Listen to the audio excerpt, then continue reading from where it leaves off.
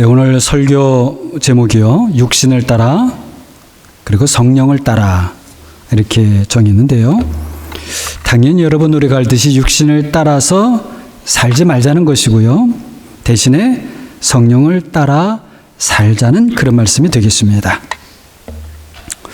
자, 그런데 여기서 우리가 생각해 볼 것이 있습니다. 육신을 따라 살아서는 안 된다는 것이 어떤 것인지 한 번 더 생각을 해보게 되면 사실은 좀 애매해집니다. 솔직히 말하면요, 우리는 이 육신을 따라서 살지 않을 수 없습니다. 나는 육신을 따라서 살지 않을 것이고 나는 지금 육신을 따라 살고 있지도 않다 라고 한다면 그건 참 좋은 소리지요. 그런데 우리 모두는 사람으로서 육신이 있어요. 우리가 어떻게 이 육신을 따라서 살지 않을 수 있습니까? 사실 그건 불가능한 것이죠. 그럼 도대체 성경에서 이 육신을 따라 살지 말라라는 이 말씀의 의미가 무엇인가 우리가 바르게 알 필요가 있는 것이죠. 적지 않은 사람들이 육신을 따라 살지 않는 것과 성령을 따라 사는 것을 바르게 배우지 못해서 혼동하는 경우가 실제로 많이 있습니다. 목사인 저도 사실은 이 부분을 배워가고 있는 중입니다. 다 배웠다? 아닙니다. 결코 그럴 수 없어요. 성령을 따라 사는 것이 육신을 따라 사는 것을 외면하는 것인가? 또 성령과 육신은 서로 적대적인 것인가? 다시 묻는다면 성령을 택한다면 육신을 버려야 하고 또 반대로 육신을 택하는 것은 성령을 외면하는 것인가? 라고 하는 것입니다. 자, 이렇게 질문을 하고 나가다 보면 좀 그런 것 같기도 하고 아닌 것 같기도 하고 사실 좀 그렇지요. 자, 원칙적으로 우리는 육신을 따라 살면 안 됩니다.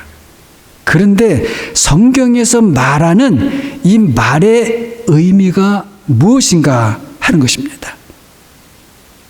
자, 오늘 먼저 설교 본문에 대한 그 텍스트에 대한 말씀을 좀 해야 될 것 같습니다. 자, 오늘은 설교 본문이 특별히 요한복음과 로마서 두 곳입니다. 하나는 요한복음은 주님의 가르침이고 다른 하나 로마서는 그 주님의 가르침을 따랐던 사도 바울의 가르침이에요. 자, 그래서 이 둘은 다른 가르침이 아니고 하나인 가르침입니다. 그렇지요? 자, 모두 주님의 가르침인 것이죠. 사도 바울이 3년 동안 아라비아 광야에서 기도 생활을 했던 것으로 알려져 있는데 제 생각에는 아마도 그때에 그 복음인 주님의 말씀을 붙잡고 깨닫기 위해서 많은 기도를 했다고 봅니다. 우리가 추측할 수 있는 것처럼 사도 바울은 그때의 성령의 도우심으로 많은 것들을 보고 깨달았을 것입니다. 그 중에서도 이 요한복음 6장의 오늘 본문 말씀도 그랬다고 봅니다. 자, 그렇게 성령으로 깨닫게 된 것을 로마서에서 그리고 다른 서신서들에서 쓰고 있는 것이라고 봐야지겠지요. 그래서 예수님을 하나님의 아들로서 직접 경험했던 사도들이 바울이 고백과 가르침을 그 바울이 가르치는 것은 자신들과 동일한 것으로 인정해서 자신들과 같은 사도라고 받아들였던 것입니다. 자, 아무튼 오늘 설교 본문 내용에 대해 좀 정리를 하고 그 내용이 있어서 부분이 있는데요. 먼저 요한복음 6장 63절을 보면요. 주님 말씀은 이렇습니다. 자, 살리는 것은 영이니 육은 무익하니라. 내가 너에게 이른 말은 영이요 생명이다. 사실은 우리말 번역이 약간 좀 불분명한데요. 자, 살리는 것은 영이니 라고 할 때 이 영은 어떤 영입니까? 성령이에요. 헬라어 원문을 보게 되면 그렇습니다. 그리고 뒤에 나오는 영이요 생명이라 해서 영은 성령이라기보다는 주님의 그 말씀을 통해 나오는 어떤 힘과 같은 무엇이다, 이렇게 볼 수 있어요. 그래서 내 말이 주님께서 그때 하시는 그 말씀, 말들이 그 영과 생명이라고 하신 것은 내가 하는 말이 너희에게 생명의 힘을 주는 것이다, 이런 뜻으로 이해하면 될 것 같습니다. 물론 이것보다 더 좋은 해석이 있을 수 있습니다. 그건 좀 오픈 열어놓고요. 자, 일단 이 정도로 합니다. 제가 이 본문에서 말씀드리려고 하는 것은 이 앞에 영이라는 말씀은 성령이고, 이 말이 그래서 사실은 살리는 것은 영이니가 순서가 그렇지 않고요. 성령은 살리는 것이다, 또는 살리는 분이다, 이렇게 해야 순서도 맞고 바르게 됩니다. 자, 그래서 63절을 다시 정리해서 말씀을 드리면, 성령은 살리는 것 또는 살리는 분이다. 그러나 육신은 사르크라고 하는 헬라어인데요, 육신은 유익이 전혀 없다. 내가 너에게 하는 지금 이 말이 영과 생명이다, 그렇습니다. 자, 성령은 살리는 것이고 육신은 무익하다. 여러분, 이 말씀을 들을 때에 어떤 장면이 생각이 납니까? 제가 이 말씀을 보면서 얼뜻 설교를 좀 생각났던 장면은 겟세마네 동산에서 기도하시는 주님의 모습이었습니다. 주님께서 기도를 한 차례, 두 차례, 세 차례 이렇게 나가서 하시죠. 그때 기도하시는 중에 주님께서 돌아오셔서 자고 있던 그 세 명의 제자였죠. 제자들에게 오셔서 하시는 말씀이 무엇이었습니까? 앞에 뒤에 좀 빼면 중심적인 내용은 너희가 시험에 들지 않게 깨어 기도하라. 그리고 성령은 준비되셨다. 하지만 육신은 약하다. 우리말 번역은요, 마음은 원이로되 육신이 약하도다, 이렇게 했는데 제가 전에 그렇지 않다고 말씀을 드렸죠. 영어로 하게 되면 The Holy Spirit is ready. ready가 willing, 기꺼이 하려고 하는, ready, 준비되심. But the flesh is weak. 육신은 약하다. 이렇습니다. 십자가를 통해서 오실 성령 하나님을 그때 말씀하시는 거예요. 이와 비슷하게 오늘 본문에서 주님은 성령은 살리는 것이다, 육신은 전혀 유익하지 않다, 이렇게 말씀을 하세요. 여러분, 한번 그 두 말씀을 비교해 보게 되면 서로 깊은 연관이 있는 말씀들이구나 알게 되죠. 기꺼이 준비하고 계셨던 성령 하나님은 보내심을 받으시고 오순절날에 성도들에게 부어졌습니다. 그래서 사도 바울이 로마서 8장에서 이런 여러 가지 것들을 고려해서 육신을 따르는 자, 육신의 생각, 또 육신에 있는 자들, 그리고 또 상대적으로 성령을 따르는 자들, 성령의 생각, 하나님의 영, 그리스도의 영, 이런 표현들을 하고 있는 것입니다. 주님께서 말씀하시는 육신하고 사도 바울이 말하는 육신하고 다를까요? 같을까요? 당연히 같은 말, 같은 뜻이겠죠. 주님께서는 육신이 약하다 말씀하셨어요. 그래서 육신은 유익이 전혀 없다, 이렇게 말씀을 하셨고요. 자, 여기서 육신을 우리가 보고 있는 이 몸만이 아니라 좀 다른 의미가 있다는 것을 알 수 있습니다. 그래서 성경을 읽을 때 여러분들이 특히 신약서신서에서는 몸과 육신, 이 두 말을 구별할 줄 알아야 됩니다. 이것은 중요합니다. 자, 몸이 보통 한국말로 몸이라고 번역한 것은 헬란말로는 소마, 그리고 영어로는 그것을 바디로 번역을 했어요. 우리 말로는 육신이라고 번역한 그 헬라 말은 사르크스, 영어로는 그것을 플래시 이렇게 번역을 했어요. 그래서 성경에서 헬라 말로 쓰인 소마는 보통 우리 몸, 자연적인 그 몸, 생리적으로 움직이고 또 그렇게 활동해야 되는 몸을 가리키고, 대신에 사르크스 하게 되면 플래시, 육신 하게 되면 사람의 약함을 의미합니다.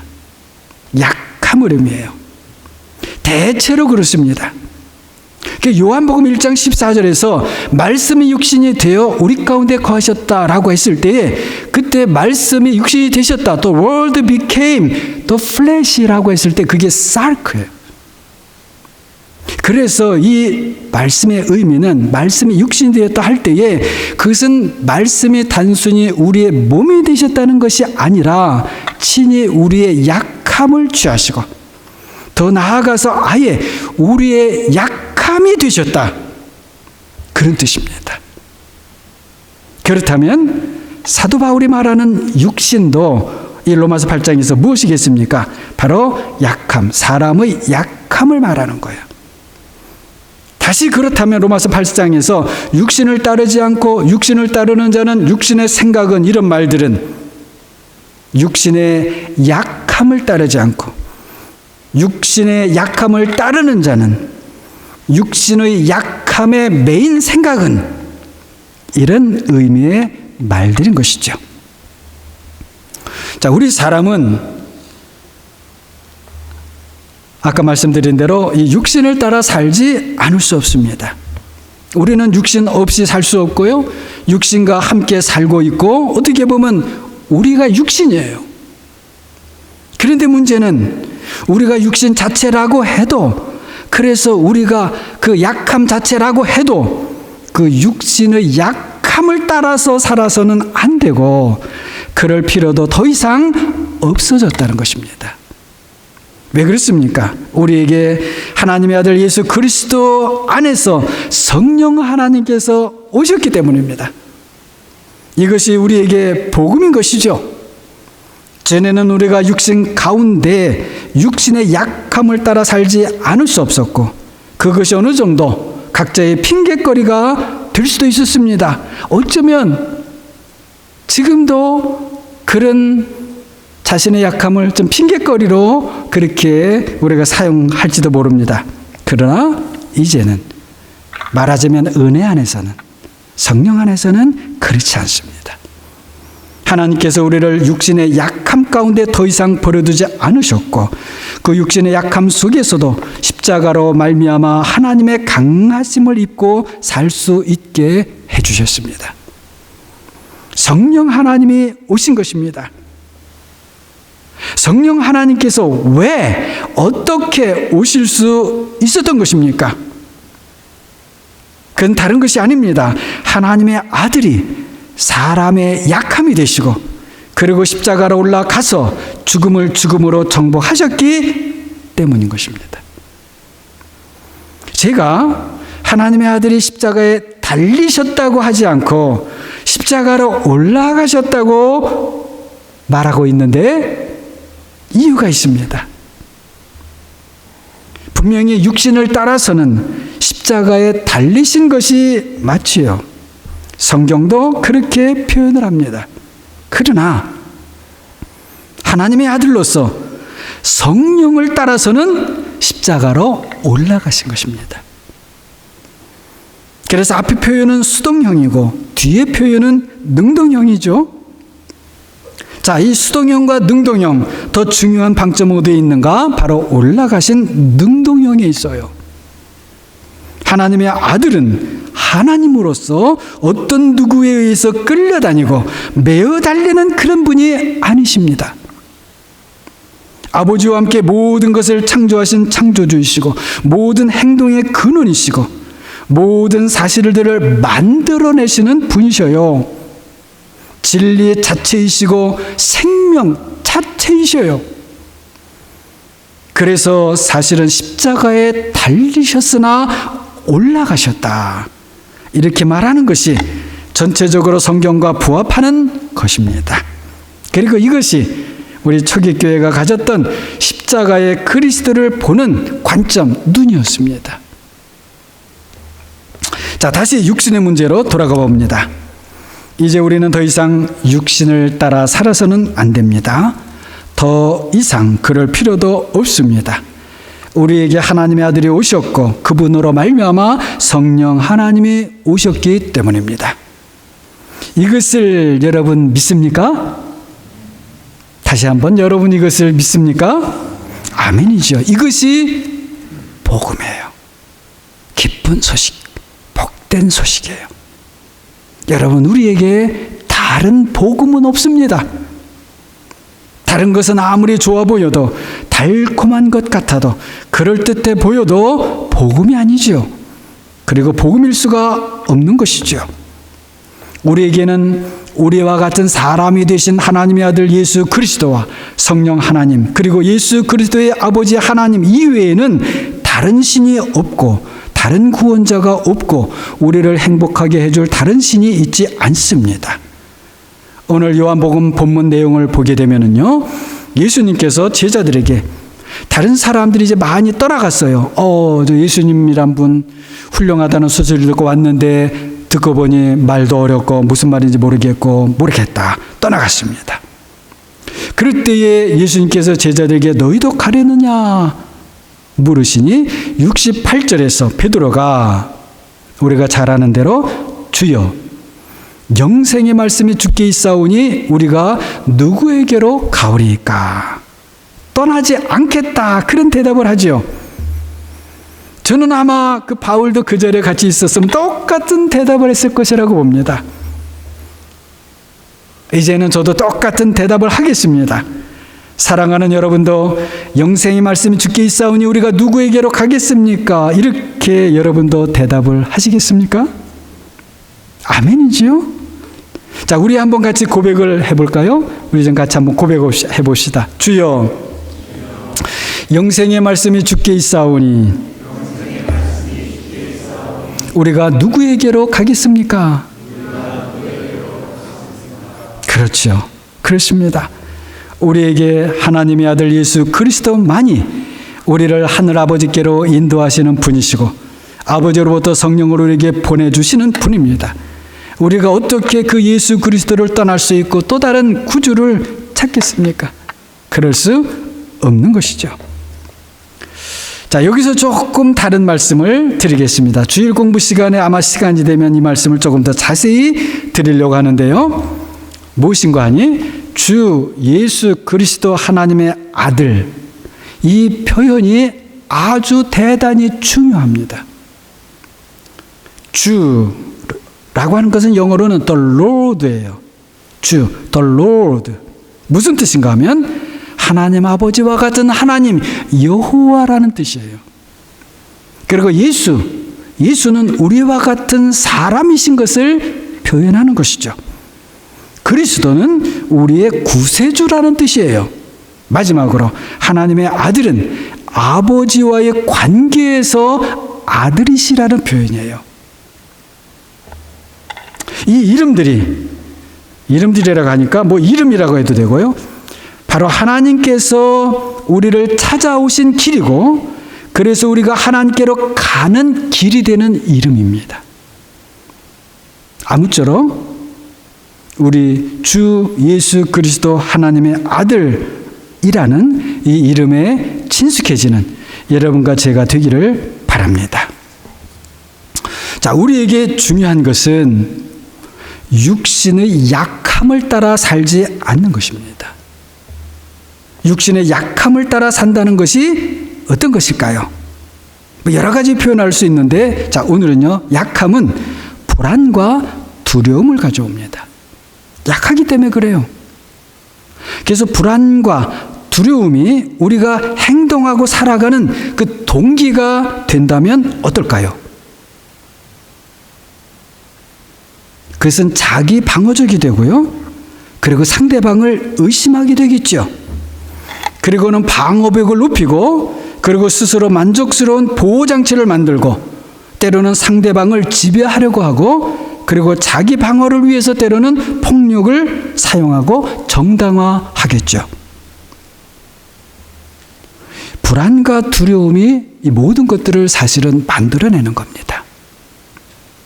자, 제가 그렇다고 해서 이 불안과 공포, 두려움은 이런 것들을 만들어내니 이 불안과 공포 여러분 다 없앱시다. 갖지 맙시다. 저는 그런 말씀을 지금 드리는 것이 아닙니다. 우리는 육신이기 때문에 약하고 그래서 때로 불안하고 종종 두려워합니다. 그것이 잘못된 것이거나 더욱이 정죄받을 일이 아니라는 겁니다. 여러분 스스로도 결코 정죄하지 마십시오. 다른 사람에게도 다른 사람도 정죄하지 마십시오. 우리 장로님들과 함께 주일 저녁에 모여서 공부를 요즘에 하고 있는데요. 중독과 은혜라고 하는 책을 보고 서로 나누는 시간을 가졌습니다. 그때 배우게 된 것은 우리 사람은 약해서 어떤 형태로든 중독에 걸릴 가능성이 다분하다는 거예요. 일부 심한 중독자만 우리 눈에 띄지만 사실은 우리 모두가 어떤 형태로든 중독증이 있다는 거예요. 또 그럴 수 있다는 거예요. 얼마든지. 그래서 우리 약한 사람은 모두가 하나님의 은혜가 다 필요하다는 것입니다. 우리는 전체가 다 약합니다. 마음도 약하고요. 정신도 사실 약하고요. 몸도 약하고요. 다 사실은 약해요. 젊으니까 내 몸은 강하다. 여러분 그런가요? 아니죠. 나는 많이 배웠기 때문에 내 몸은 약할지 몰라도 나는 정신은 강해. 정말 그럴까요? 내 마음은 언제나 강하다. 그렇게 말할 수 있는 사람이 있을까요? 없지요. 아무리 배워도 다른 한편에선 사실은 정신적인 장애가 있을 수 있어요. 여러분 많이 배웠다는 것으로 포장해서 그렇죠. 사실은 그 사람 속에 자신도 알지 못하는 어떤 장애가 있어요. 정신적인 장애가 있을 수도 있습니다. 아무리 젊고 강해도 사실은 그 몸이 언제 쓰러질지 모르는 것이죠. 우리 사람의 마음이라는 것도 얼마나 변덕스러운지 모릅니다. 상황에 따라 어제는 이러했다가 내일은 또 달라지지요. 여러분 그러나 그것이 사람이라는 거예요. 그렇지 않다. 나는 그렇지 않아요. 그건 자기가 사람이기를 부인하는 거예요. 그렇기 때문에 말씀드린 대로 변덕스러운 사람 정죄하지 마세요. 정죄하지 마세요. 정신에 약간의 문제가 있다고 여러분 너무 걱정하고 근심하지 마세요. 몸이 약해진다고 늙어진다고 너무 초라하게 생각하지도 마시고 그리고 초라하게 보지도 마세요. 여기 젊은 분들이 여러분 계신데요. 이 젊은 분들이 얼마 전에는요 다 애기들이었어요. 그렇잖아요? 아닌 것 같이 다 앉아있지만 다 애기들이었어요. 여기 나이 많으신 분들 이렇게 계시잖아요? 얼마 전에는요 다들 청춘들이었어요. 사람은 다 나이를 먹고 늙어지고 약한 것이 드러나는 거예요. 그러나 우리는 이런 육신을 따라서만 보면 안 된다는 것이죠. 다시 말씀을 드립니다마는 육신을 무시하라는 말씀이 아닙니다. 우리의 육신의 약함을 따라 보는 것이 아니라 성령을 따라 보아야 한다는 것이죠. 성령을 따라 육신을 보면요, 육신이 약하다는 게 더 잘 보이는 것이죠. 약해서 구박하고 약해서 멸시하고 무시하는 것이 아니고 그 전과 다르게 보이는 거예요. 약한 것이 다르게 보이는 거예요. 성령으로 보게 되면 약한 것이 나쁜 것도 아니고 흉한 것도 아니고 오히려 사랑스러운 것으로 보이는 것입니다. 약하기 때문에 보호받고요. 오히려 귀하고요. 오히려 아름답게 보인다는 거예요. 그런데 여러분, 여기서부터 바로 성령의 역사는 시작되는 것입니다. 우리는 우리의 육신조차 더 이상 육신을 따라 보아서는 안 되고, 더 이상 육신의 약함을 따라 생각하며 그렇게 살아서도 안 됩니다. 그것은 위험해요. 약함이라는 고리에 매이는 것입니다. 그리고 약함의 포로가 되는 거예요. 나는 나의 약함을 그렇다고 벗어나지 않겠어. 사실은 그렇게 선포하는 거예요. 대신에 우리는 약하지만, 그러나 성령을 따라 생각하고 말하고 살아야 됩니다. 자, 그런데 이 성령을 따른다라고 하는 것, 이것을 우리가 잘 배워야 합니다. 정말 잘 배워야 합니다. 그래, 신중해야 하는 것이죠. 성급하면 위험합니다. 배울 때도요, 신중하면서 배워야지 막 성급하면 제대로 못 배워요. 자, 이런 말씀을 드리는 이유는 말씀의 영역이 아니고 성령의 영역으로 넘어가게 되면 너무나 조급하고 성급하고 그런 현상들을 많이 보기 때문입니다. 예를 들어서 가슴이 찡하고 마음이 울컥하고 그러면 성령이 임했다, 이렇게 생각하는 현상들이 있지요. 물론 성령께서 우리 안에서 일하시면 우리 속에서 어떤 느낌이 당연히 생기죠. 찡하기도 하고요, 울컥하기도 하는 것이죠. 하지만 그럴 때에 우리가 신중해야 됩니다. 그런 일은 적지 않게 성령께서 우리 안에서 우리 속을 지금 깨끗하게 청소하고 있는 과정일 수 있습니다. 여러분, 생각해 보게 되면 청소하는 일이 다 끝나야 그 다음 일이 진행되는 것이죠. 먼지를 털면서 청소하고 있는데 식탁에다가 음식을 차리는 사람이 있나요, 없나요? 없지요. 한편에서 막 청소를 해요. 먼지털이로. 그 식탁에다 음식을 놔요? 그거는 난센스죠. 청소가 다 마친 다음, 그리고 정리정돈도 다 마친 다음에, 그 다음에 식탁에 음식이 하나하나 올려지는 것처럼 성령께서 하시는 일도 그와 같다는 것입니다. 자, 제가 드리는 말씀은 우리 기도하다가 마음이 울컥해지고 가슴이 찡하고 무슨 일을 바로 그렇다고 해서 시작하는 것은 때로 적지 아니하게 성급한 일이 될 수 있고 그 일이 미숙하게 될 수도 있다는 것입니다. 먼저는 우리는 성령 하나님의 내주하심을 믿어야 합니다. 그리고 성령을 따라서 생각하기를 그 다음에 배워가야 합니다. 여러분, 배운다라고 하는 것은 훈련을 받는다라고 하는 것이고요. 그런 일은 언제나 시간이 걸려요. 그리고 그 과정에서는 실패를 겪게도 됩니다. 겪게도 된다는 게 실패를 겪어요.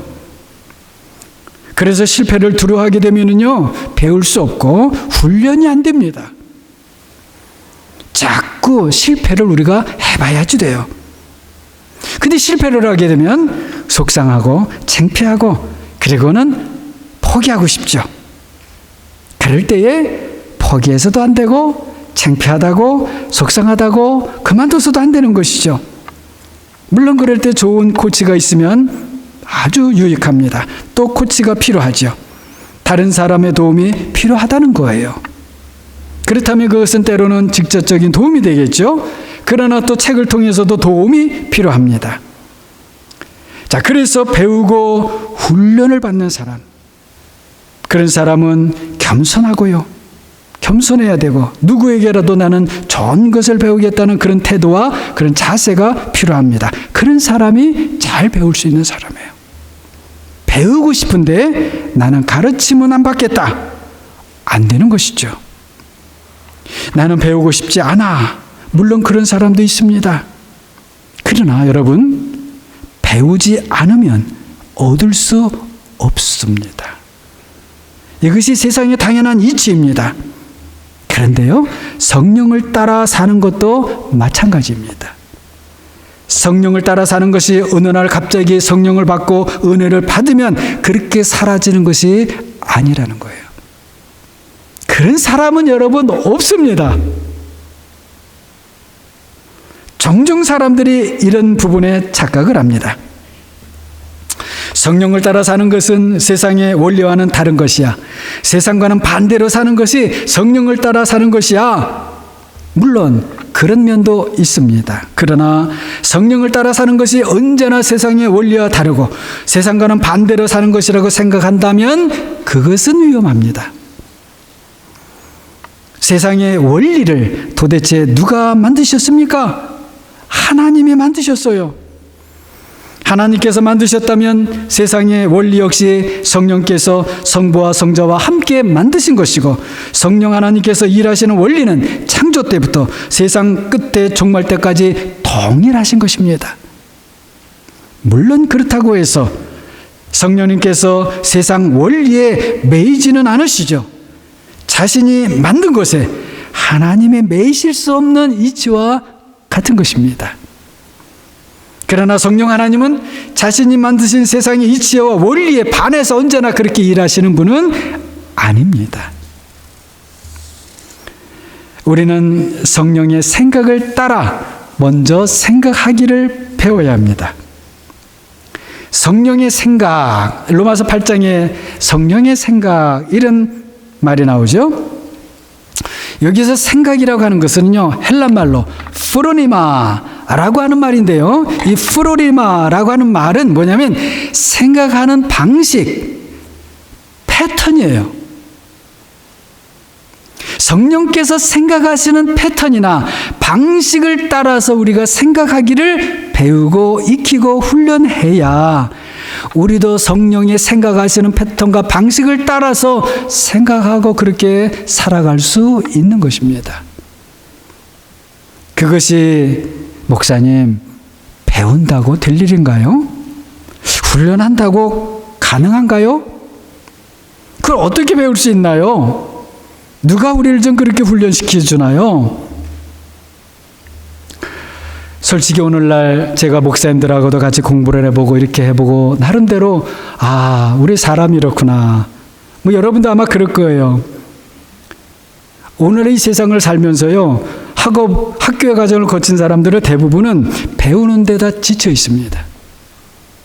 훈련이란 말만 들어도요, 끔찍하게 생각해요. 무슨 군대 훈련 받는 것처럼. 그리고는 대체로는 학교에서 신학교에서 배울 만큼 배우지 않습니까? 배운다고 하는 것은 언제나 지루하고 지겹다, 그런 생각을 해요. 여러분, 배우는 것을 누가 좋아하겠어요? 저도 그렇습니다. 그런데요, 배우는 것이 재미있을 때가 있습니다. 언젠가 여러분 가만히 생각해 보세요. 배우고 싶은 것을 배울 때 그래요. 훈련이 힘들어도 보람 있을 때가 있죠. 언제 보람이 있나요? 훈련을 통해서 자신이 진보가 있을 때, 그때에 보람이 있고요. 또는 실전에서 좋은 결과를 낼 때 훈련의 가치를 알게 됩니다. 제가 이렇게 배웁시다, 훈련합시다 이렇게 할 때요, 저 자신의 솔직한 고민이 늘 여기에 있습니다. 저는 여러분과 함께 성령을 따라 그렇게 살아가고 싶습니다. 그것은 성령의 생각의 패턴과 방식을, 그 성령 하나님께서 어떻게 생각하시고 어떻게 움직이시고 어떻게 활동하시는가 하는 그런 패턴과 방식을 따라 우리가 생각하고 말하고 그렇게 하고 싶다는 거예요. 저만이 아니고 여러분과 함께 그렇게 하고 싶다는 거예요. 그러려면 그것을 배워야 한다는 것입니다. 훈련을 해야 한다는 것입니다. 제가 주보 칼럼에도 썼습니다만 이것이 말씀드린 대로 쉽지가 않습니다. 일단 제가 말이죠, 다른 사람들을 설득하는데 능력이 부족합니다.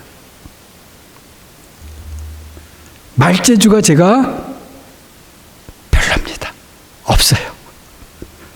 제가 어렸을 때요, 말하는 것이 사실은 좀 어리버리했어요. 어리버리가 무슨 뜻인지 아시죠? 네. 정말이에요. 제가 말을 5살, 6살 때까지도요, 이 말이 좀 어리버리했어요. 잘하면서도요, 좀 우격다짐격으로 이거해, 저거해, 이런 식이지, 뭐 저건저건 차분하게 말하는 거를 잘 못합니다. 어떨 때는 집에서 제가 무슨 말을 하게 되면 저희 집사람이 그럽니다. 당신 말을 못 알아듣겠다. 왜냐? 주어, 동사, 목적어 순서가 뒤죽박죽이고 중간중간 무엇인가 빠져있다. 그래서 뭔 말인지 못 알아먹겠다. 그럽니다. 제 아내도 설득을 잘 못하는 제가 다른 사람 누구를 제대로 설득을 할 수 있겠어요? 제가 다른 사람 뭔가 설득해야 되기 때문에 제가 너무 마음에 부담이 돼요. 그래도 계속 여러분에게 말씀을 드리겠습니다. 우리 함께 좋은 것을 배웁시다. 아무도 아멘을 안 하시는데요. 무엇보다도 하나님을 배웁시다. 말씀을 배우고 성령을 따라 살기를 배웁시다. 그러기 위해서 성령께서 생각하는 그 방식을 배웁시다. 그리고 훈련합시다. 배우면서 실천하고 실천하면서 배워봅시다. 솔직히 어떻게 배울 수 있을지, 어떻게 훈련할 수 있을지 저도 잘은 죄송하지만 모릅니다. 다만 저를 포함해서 우리에게 배움이 필요하고 훈련이 필요하다는 것만은 저는 분명히 압니다. 그렇다면 하나님께서 어떻게 우리를 배울 수 있을지를, 하나님께서 어떻게 우리를 배우게 하시고 가르쳐 주실지를 구하면서 나가게 되면 하나님께서 도와주실 것으로 믿습니다. 거듭 말씀드립니다마는 우리는 더 이상 육신의 그 약함을 따라 생각하고 그런 생각을 따라 살면 안 됩니다. 육신의 약함을 따라 생각하는 것은 결국은 사망입니다. 대신에 성령의 생각하시는 방식을 따라 생각해야 합니다. 그것을 힘써 배워야 합니다. 그것은 우리에게 생명과 평화를 주기 때문입니다.